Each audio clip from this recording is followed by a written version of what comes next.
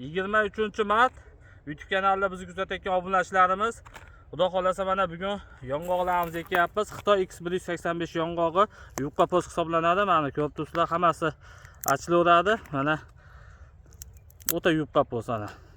Mag'zi ham mana hozirgi paytga kelib uyutganimiz hisobiga novotidan bo'pti. O'zi oppoq mag'z bo'ladi. O'ta yupqa bo'ladi. Qo'llaringda chaqilib ketaveradi. Mana bugundan ekyapmiz.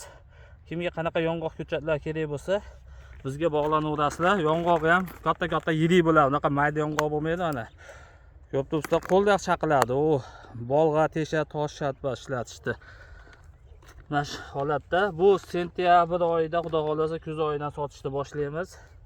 Noyabrda tinim paytiga qarab chiqaramiz ko'chatlarni. Zakaz berishlari mumkin. May oyidan boshlaymiz zakaz solishda. Xitoy X185 yong'oqlarimiz o'ta yuqori po'st bo'ladi. Sog' bo'lasizlar. Videoni yong'oqqa qiziqqanlarga jo'natib qo'yasizlar. Kanalda rivoji uchun bittadan like'lar bosib qo'yasizlar. Farg'onalik bog'bon kanalini kuzatishda davom etinglar.